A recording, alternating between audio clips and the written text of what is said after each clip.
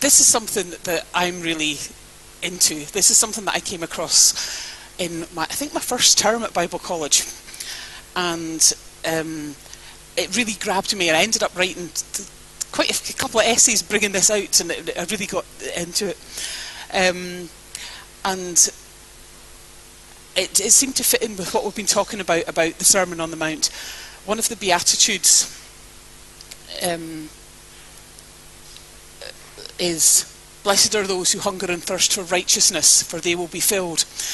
And I think one of the things that really struck me was, what on earth does that mean? What is righteousness anyway? What does it mean to hunger and thirst for righteousness? And what does God mean what Jesus mean when he says we'll be filled if we hunger and thirst for righteousness? So, oh look, he's here. Look, we prayed for him and he's walked in the door.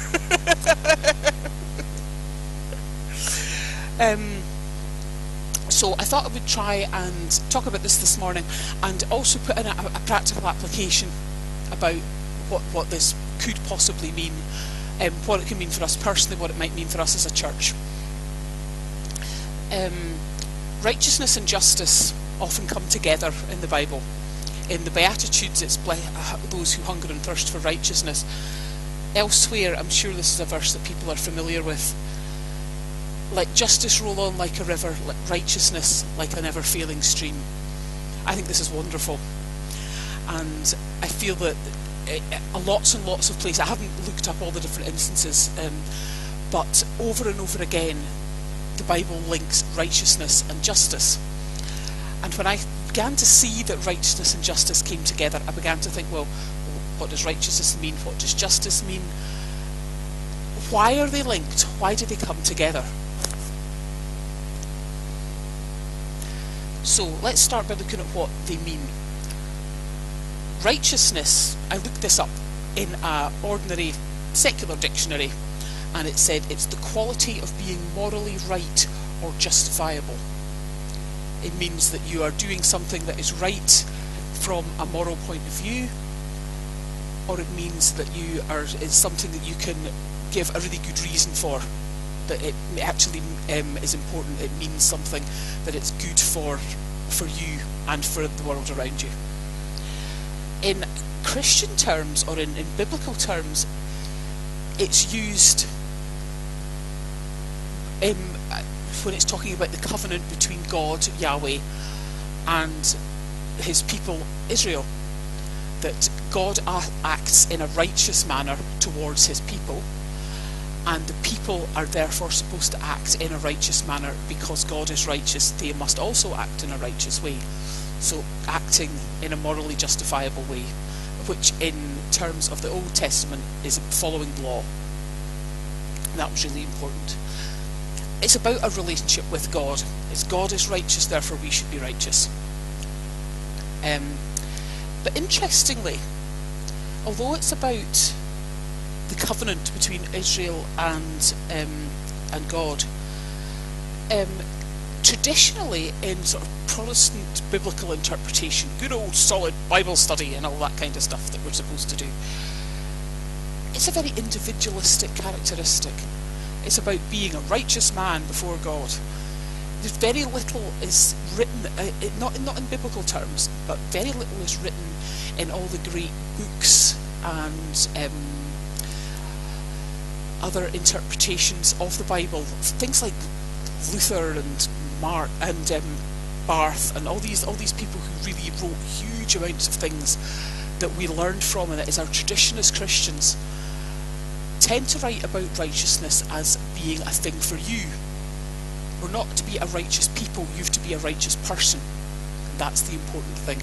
And that's become quite ingrained in people's thinking, even in modern songs, in modern writing. If you're righteous, it's about you. It's about your personal responsibility to God. Justice comes over a bit differently. Justice is the quality of being just being fair, quality of being fair, or equitable, making sure that everything is fairly distributed, or again, moral rightness. which comes back to what we were talking about, righteousness being about being just, about being morally right. It's has much more of a feeling of being about a relationship with other people, about acting in a fair way towards the people around us. And interestingly, in all this sort of Christian tradition that I was talking about, justice tends to be seen as a corporate characteristic. Corporate meaning something that the whole church has to be, or the whole people of God has to be. That justice is something that we do as a church, or as a nation, or as a group, not something that you don't worry so much about being showing justice personally. It's done as a group thing. Now, I'm not saying that these things are right. I'm not saying that righteousness is individual and justice is group. That's just traditionally, and I think it gets into our thinking in a way that we don't always recognise, because it's become it's so ingrained. But here's the Greeky bit. I was very proud of my pun here, so I have to point it out in case nobody notices it. In Greek, now I don't like doing this because I hate it when other people do it in sermons. Now, if you go back to the original Hebrew, we had a lecturer at Bible College who used to write up the Hebrew on the board. Nobody in our class could read Hebrew, but he would write it up anyway in Hebrew. Somebody once wondered if it was Elvish he was writing. It's a complicated language, but this is in Greek. In Greek, the words used for righteousness and justice are the same Greek word. They're not even similar Greek words, or a bit of the same Greek word with a different ending tacked on and all the different things. It's the same word. In the New Testament, righteousness and justice are exactly the same. There is no difference. It's only our historical tradition that means that we write, blessed are those who hunger and thirst for righteousness, rather than blessed are those who hunger and thirst for justice.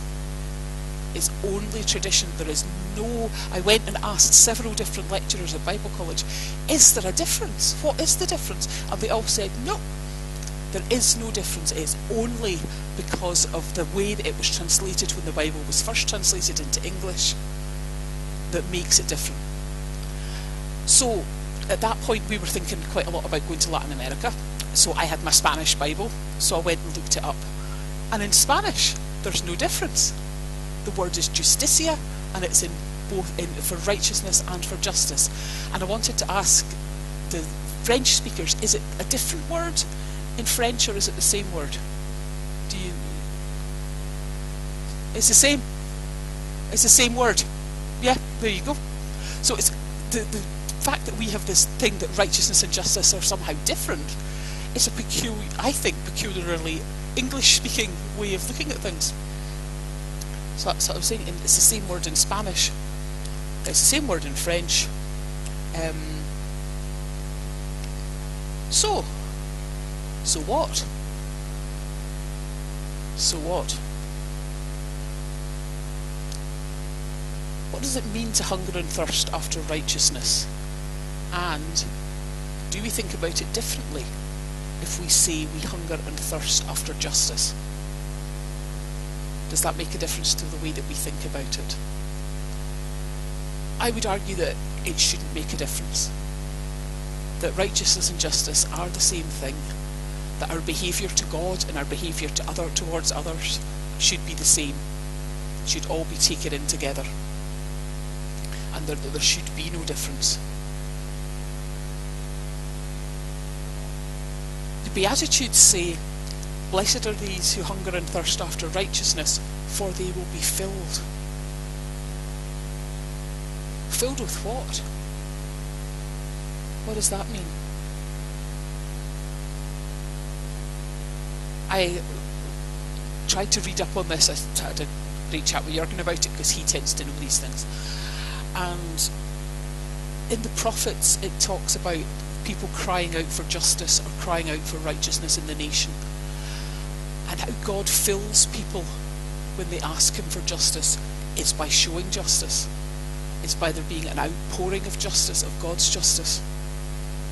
But what you're filled with isn't some filling yourself up and feeling good about it. It's being able to look at the situation that you're in and see that God is working and that God is moving.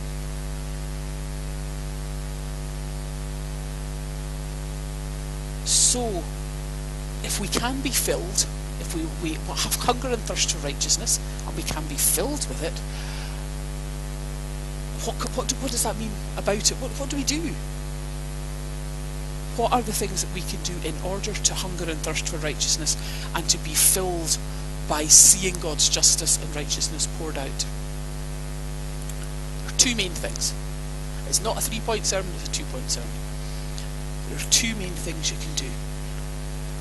What the Old Testament prophets did is they didn't just ask God to change things. They raged at God. If you look at the prophets, some of them get really, really angry. Isaiah particularly gets really, really angry with God. And Habakkuk gets really, really angry with God. What are you doing, God? Why on earth are we suffering like this? Why is the world so awful? Why is there so much injustice? And they don't just say, oh God, you must have a reason for this, so please do something about it. They don't. They get really, really angry.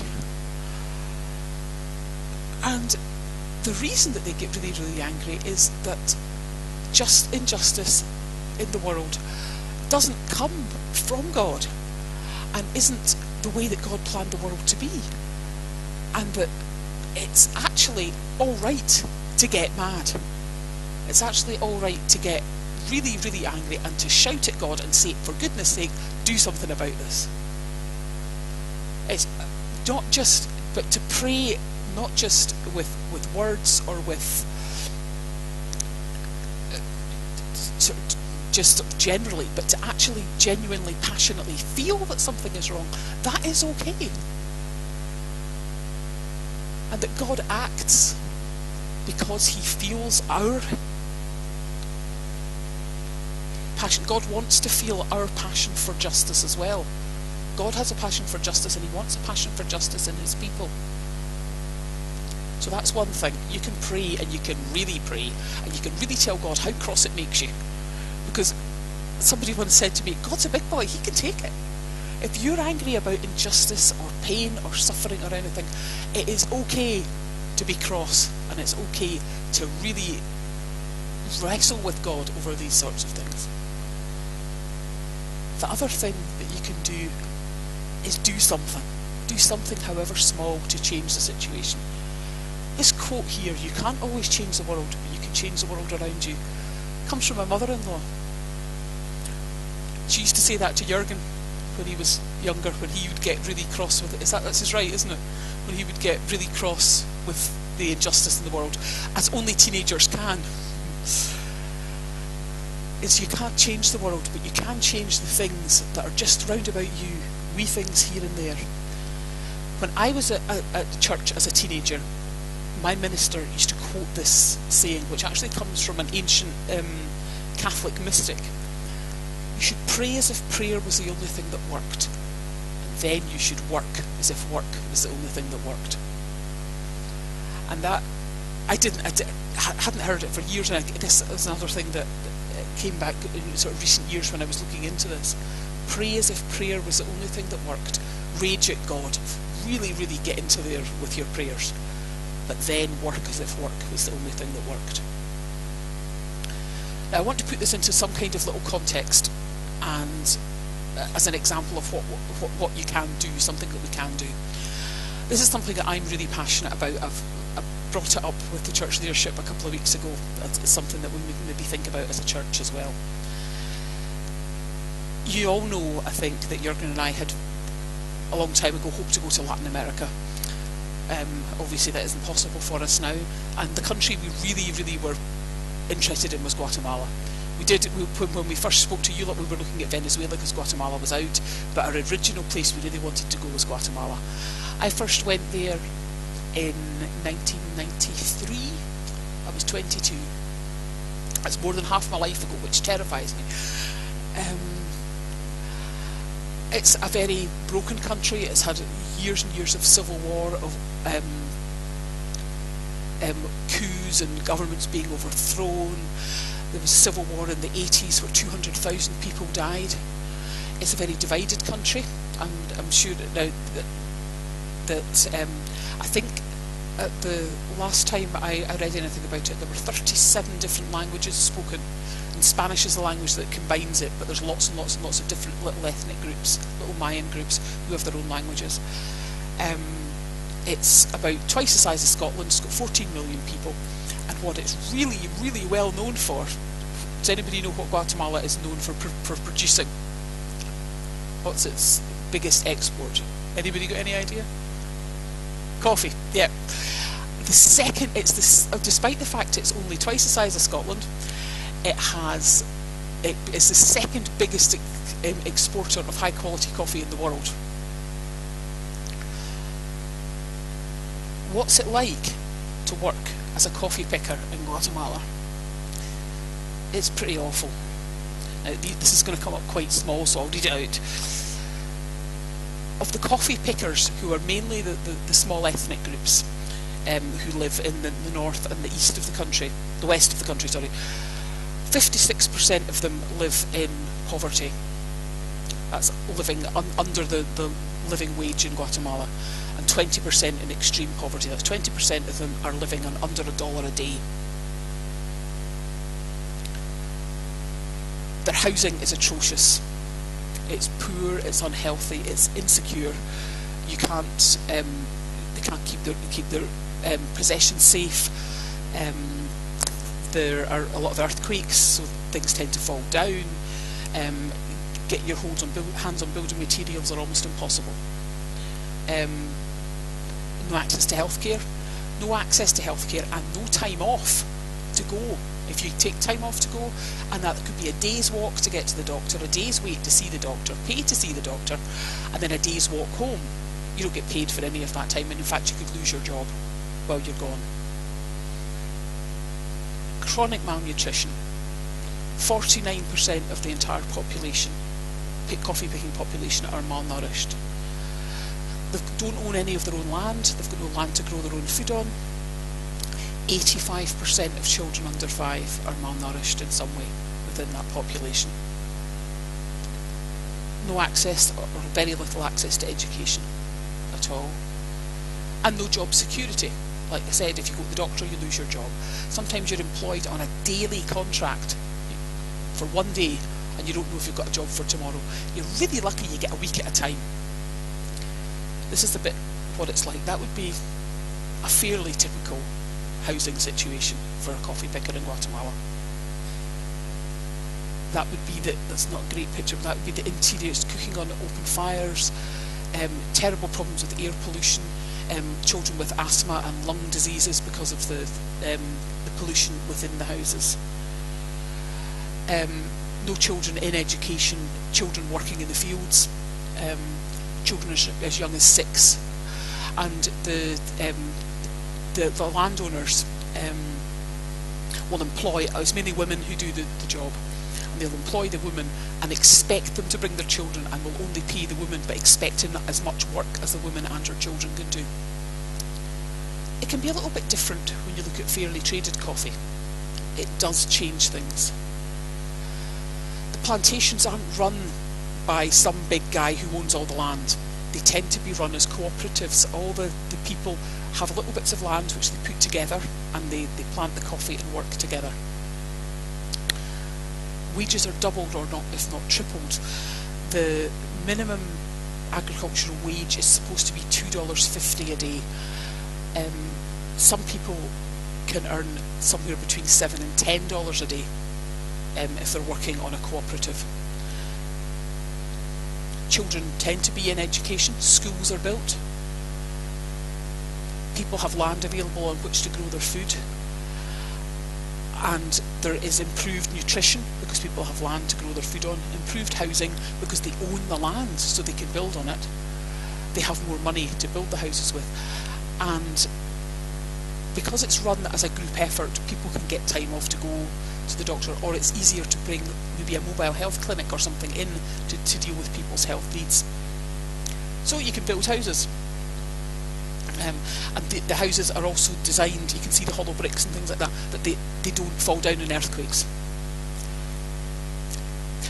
One of the things that people, when they're asked that they want, sorry, I've realised, I know all this because I actually visited a coffee plantation when I was there the first time, is they want their own front door, a secure house with a solid front door, so that the goods that they have managed to get don't get stolen. People don't break in when they're in the fields. They've got a lock, and that sort of, that privacy and that security is really, really important. Children tend to be in schools. There's a lovely picture of all the different tribal groups and villages in Guatemala have their own weaving patterns, and you can tell that these girls are all from the same village because they're all wearing the same pattern now. And people have their own land on which they can plant and grow their own crops to supplement the diet that they have.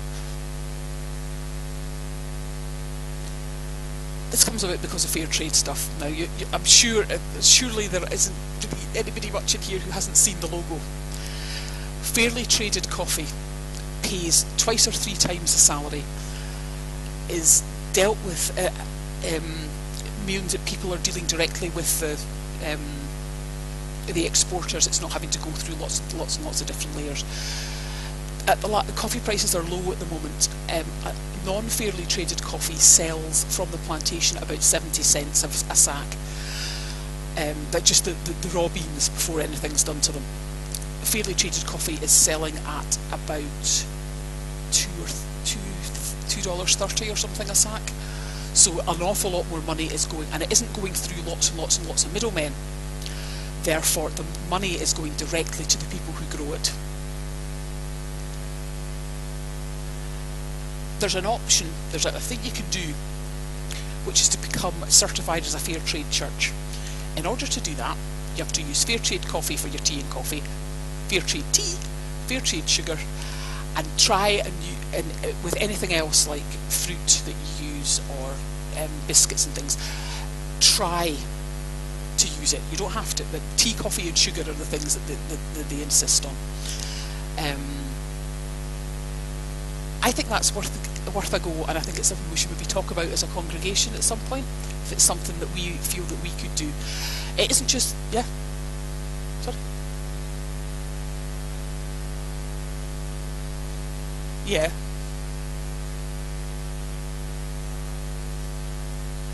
Oh, there we go. Yeah. Yeah.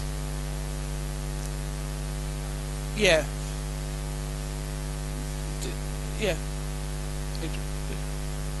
You do try. There you go. We're pretty much meeting the standard already. In which case, I'll fill in the wee form online and send it off, because that's what we're doing. And that, but that now everybody knows.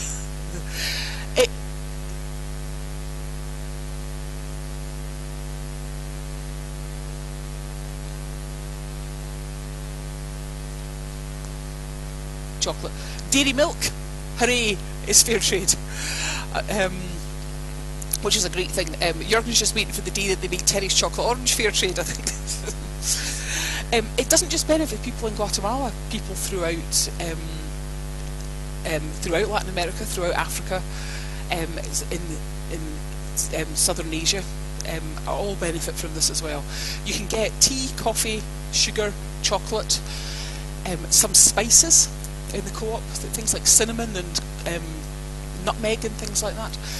You can also now some places get fair trade cotton, and it's just come in as you can now get fair traded gold. It's only from one mine so far, and it isn't widely available, but they are working towards certifying more and more things that are fair trade. And I think when you think what I was saying to begin with, pray as if prayer was the only thing that worked, but then work as if the work was the only thing that worked. Work, maybe this isn't much work, but it does. It's only a little thing, but it makes a massive difference. You can't change the world, but you can change the world around you.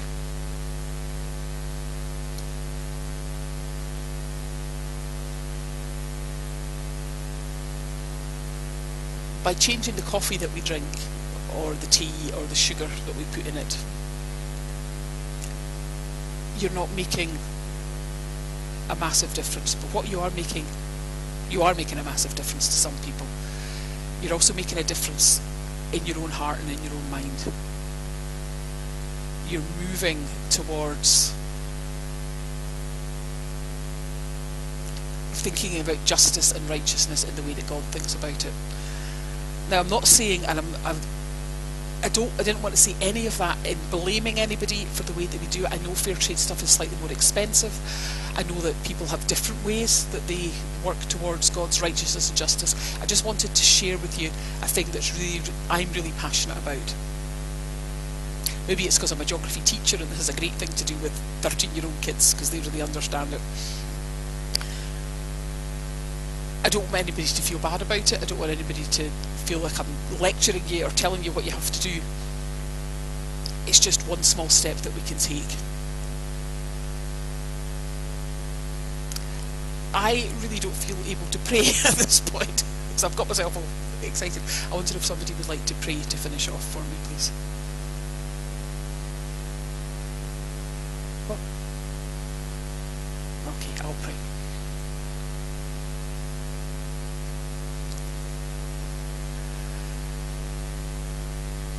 Father God, we thank you that you are a God of righteousness, that your righteousness knows no end. We thank you that you're a God of justice, that you want to see fairness, that you want to see your people and all the people treated with love and respect.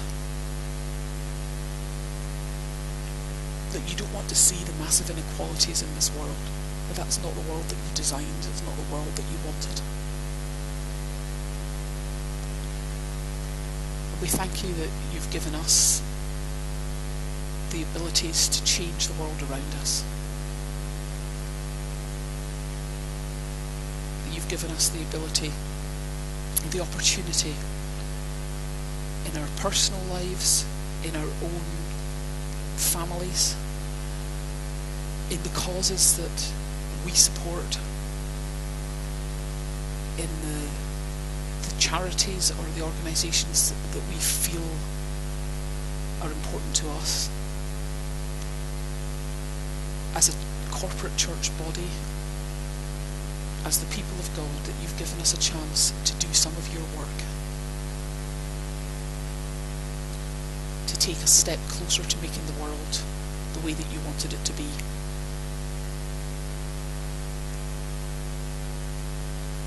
We pray that you'll help us to do that in our daily lives,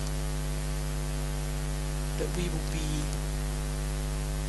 the people who begin to bring your justice, that you'll help us to pray as if prayer was the only thing that worked, and then work as if work was the only thing that worked, and that you'll be with us while we do that. In Jesus' name.